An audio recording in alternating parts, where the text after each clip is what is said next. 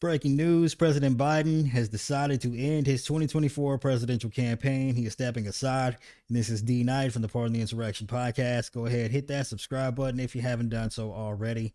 And as I said, breaking news here. I'm sure if you're listening to this podcast, you're already well aware by now. After weeks of a public pressure campaign by the media, a private pressure campaign by Democratic donors, and infighting inside of the Democratic Party, President Biden's made the decision to step aside and end his campaign for re-election. He'll be remaining in the White House and serving out the rest of his term as president, but the campaign at this point is over. Say what you will about the effectiveness of the mainstream media's first ever and also effective coup against the sitting president of the United States. Complain about that if you like, but it worked and we have to move on from there. But I will read to you President Biden's statement on the matter. My fellow Americans, over the past 3.5 years, we have made great progress as a nation. Today, America has the strongest economy in the world. We've made historic investments in rebuilding our nation, in lowering prescription drug costs for seniors, and in expanding affordable health care to a record number of Americans. We've provided critically needed care to 1 million veterans exposed to toxic substances, passed the first gun safety law in 30 years, appointed the first African-American woman to the Supreme Court, and passed the most significant climate change legislation in the history of the world. America has never been better positioned to lead than we are today. I know none of this could have been done without you, the American people. Together, we overcame a once-in-a-century pandemic and the worst economic crisis since the Great Depression. We've protected and preserved our democracy, and we've revitalized and strengthened our alliances around the world. It's been the greatest honor of my life to serve as your president, and while it has been my intention to seek re-election, I believe it is in the best interest of my party and the country for me to stand down and focus solely on fulfilling my duties as president for the remainder of my term. I will speak to the nation later this week in more detail about my decision.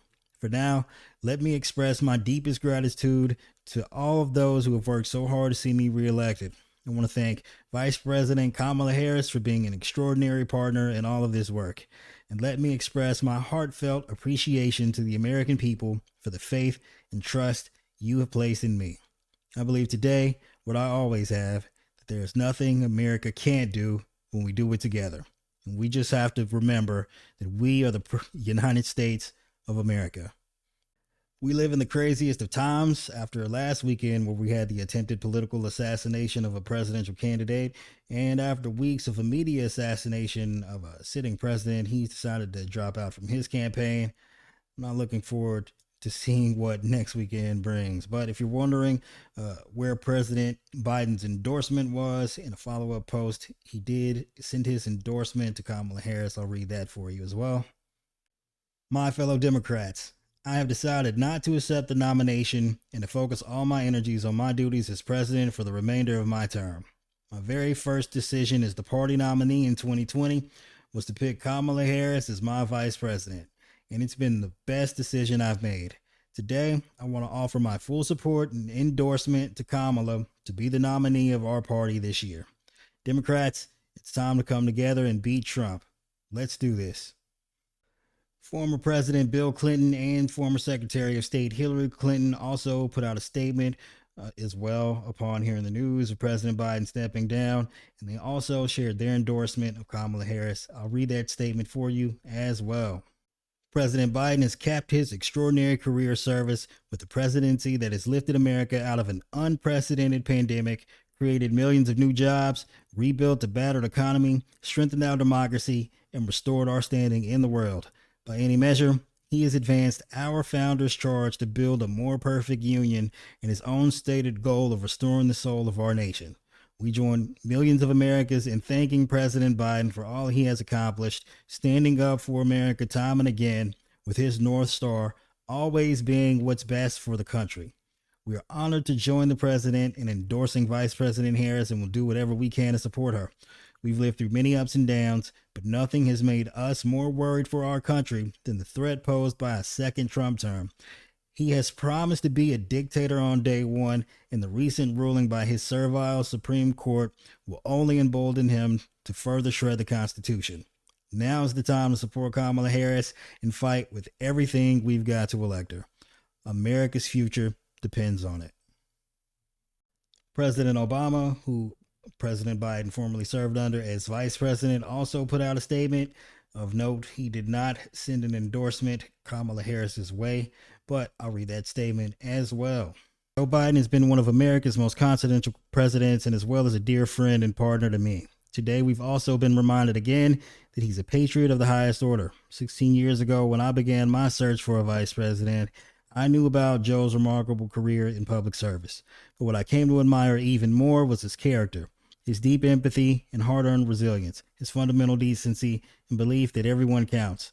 Since taking office, President Biden has displayed that character again and again. He helped end the pandemic, create millions of jobs, lower the cost of prescription drugs, and passed the first major piece of gun safety legislation in 30 years, made the biggest investment to address climate change in history, and fought to ensure the rights of working people to organize for fair wages and benefits. Internationally, he restored America's standing in the world, revitalized NATO, and mobilized the world to stand up against Russian aggression in Ukraine. More than that, President Biden pointed us away from 4 years of chaos, falsehood, and division that had characterized Donald Trump's administration. Through his policies and his example, Joe has reminded us of who we are at our best, a country committed to old-fashioned values like trust and honesty, kindness and hard work, a country that believes in democracy, rule of law, and accountability, and a country that insists that everyone, no matter who they are, has a voice and deserves a chance at a better life. This outstanding track record gave President Biden every right to run for re-election and finish the job he started. Joe understands better than anyone the stakes in this election, how everything he has fought for throughout his life and everything that the Democratic Party stands for will be at risk if we allow Donald Trump back in the White House and give Republicans control of Congress. I also know that Joe has never backed down from a fight. For him to look at the political landscape and decide that he should pass the torch to a new nominee is surely one of the toughest in his life. But I know he wouldn't make this decision unless he believed it was right for America. It's a testament to Joe Biden's love of country and a historic example of genuine public servant, once again putting the interests of the American people ahead of his own. The future generations of leaders will do well to follow. We will be navigating uncharted waters in the days ahead, but I have extraordinary confidence that the leaders of our party will be able to create a process from which an outstanding nominee emerges. I believe that Joe Biden's vision of a generous, prosperous, and united America that provides opportunities for everyone will be on full display at the Democratic Convention in August. And I expect that every single one of us are prepared to carry that message of hope and progress forward into November and beyond. For now, Michelle and I just want to express our love and gratitude to Joe and Jill for leading us so ably and courageously during these perilous times and for their commitment to the ideals of freedom and equality that this country was founded on. I do believe that apart from a glaringly obvious lack of an endorsement for Vice President Kamala Harris, former President Obama's words there do aptly describe the sentiment we all share in our feelings towards President Biden and where we need to move in the future. And I know you're probably thinking, where do we go from here?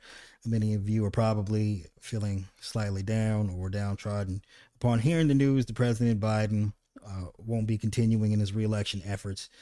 And as disappointing as that is, we have to work within the realm of reality and look at our options. And clearly the obvious choice, at least in my opinion, at least as far as qualifications and being in the position to run an effective campaign, and also just the legal issues of getting on ballots in all of the states and the contrivances of the DNC convention, Kamala Harris is likely the perfect candidate to pick up where Joe Biden left off. Also, with Trump's advanced age and his apparent continuing cognitive decline, as well as his legal issues where he was convicted on multiple felony counts just a month or two ago, it's fairly clear here that the mainstream media isn't going to give a Democratic candidate a fair shake or fair coverage, for that matter, as we've seen with President Biden here over the past month, or President Biden back in 2020 for that matter, as well as Hillary Clinton back in 2016. It appears as though mainstream media has decided that Trump is good for their ratings, and through that, good for their finances, and they're going to contribute to this 2024 election in ways that they see beneficial to themselves and not you or I or the public or democracy. And with that, I would say not that you should cut off mainstream media, never watch another network show, or never consume another major media outlets, print journalism. But I do suggest that if you do care about the state of our democracy, that you support independent media that's not wholly owned by right-wing billionaires or wholly owned by the wealthy donors to either party, for that matter. And you support your independent media here, like Tennessee Brando, like Minus Touch, like myself here, Pardon the Insurrection. And if you could, subscribe to my podcast, Pardon the Insurrection, available everywhere podcasts are found, also here on YouTube. And with that, I'll leave you an ad that shows some favor and focus on Vice President Kamala Harris. Sick of this? Well, think about this. He's a world leader in temper tantrums. She never loses her cool. She prosecuted sex predators. He is one. Grab him by the... She shut down for-profit colleges that swindled Americans. He was a for-profit college. At Trump University, we teach success. Literally. He's owned by the big banks. She's the attorney general who beat the biggest banks in America and forced them to pay homeowners $18 billion. He's tearing us apart. She'll bring us together. This is Trump. And in every possible way, this is the anti-Trump. So if that's what you're looking for in your next president, there's really only one: Kamala.